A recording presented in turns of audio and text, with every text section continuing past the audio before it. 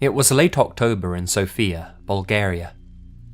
That year, Halloween fell on a Saturday, and my friend Minchko was throwing a massive shindig at his parents' apartment. Now this guy was rich by Bulgarian standards, born into money, so when I say apartment, don't think of a typical, grotty Sofian flat. Think more along the lines of one of those unrealistically huge apartments from an American sitcom. His parents had gone away for the weekend to either Spain or Italy or somewhere else suitably warm, and as such, things were set to go wild. When the night finally rolled around, I dressed up in my zombie costume and set out to meet some friends. Minchko's invitation said that the party started at 8, so naturally, me and my group of chums didn't plan to arrive until 10. Gotta be fashionable.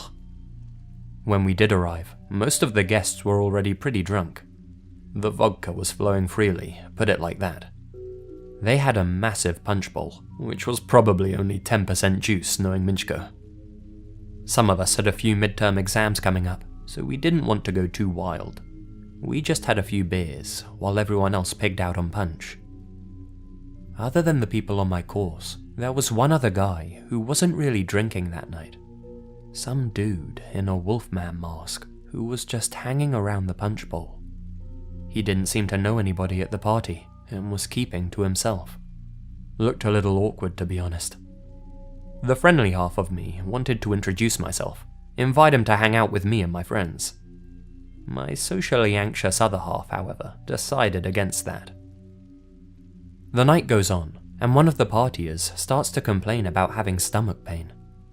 I figure he's overdone it. Some guys really can't handle their alcohol. He makes his way to the bathroom and starts vomiting. Not long afterwards, another guest starts complaining about the same problem, and then another, and another. Eventually, a dozen or so people are grabbing their stomachs in pain. Things start to seem serious, with some people even vomiting on the living room floor.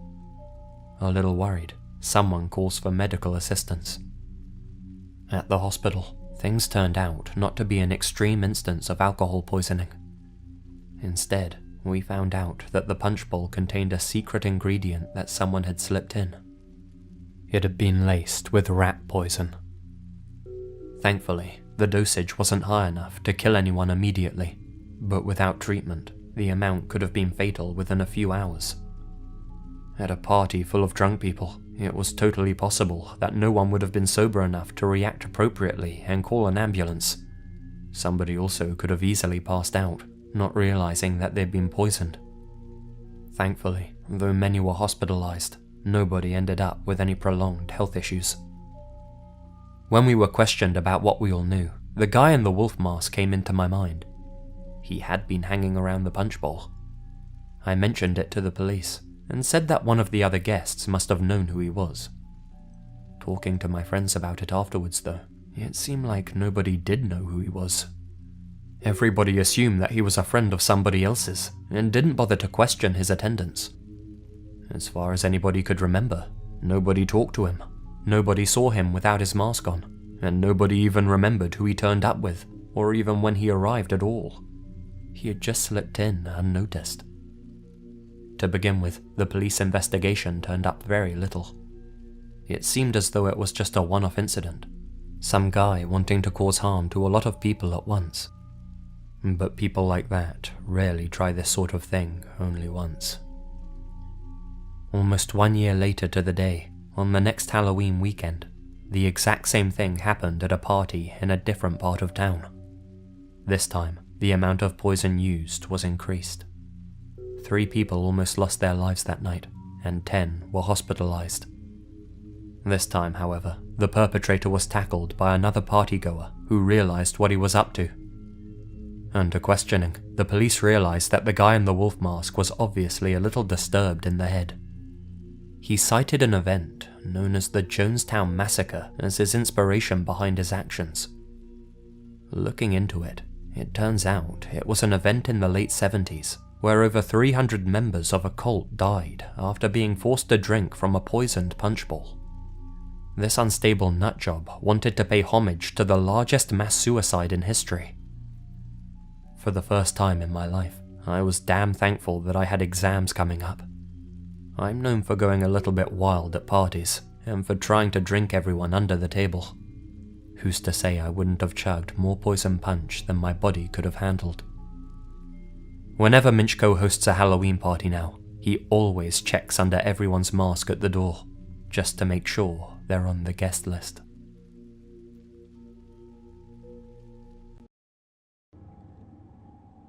JF lives in a small area of Texas called Del Valle, where there is little more than gas stations, schools, houses, and cows.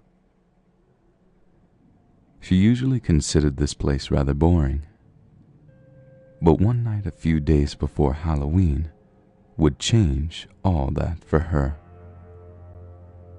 On this night, JF was driving her boyfriend to his house at about 8:30 p.m.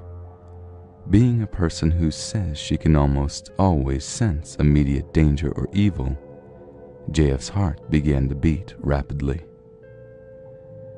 For some unknown reason, chills ran down her spine, and she began to perspire, even though she had the car's AC on full blast.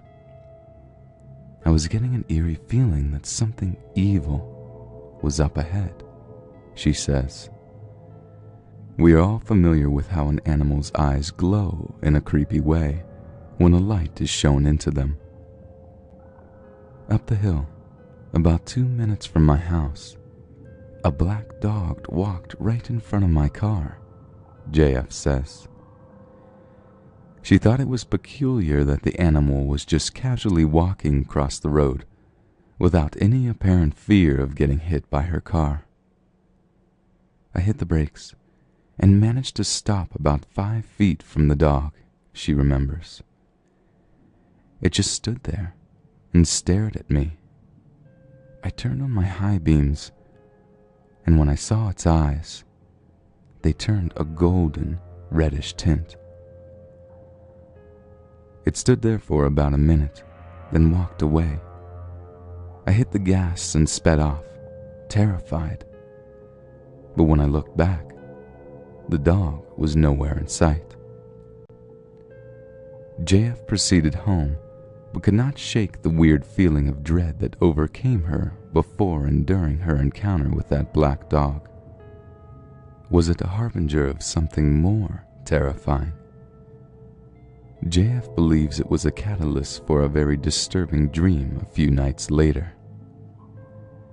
I dreamed that I was in my room listening to music when it all of a sudden stopped, she recalls vividly.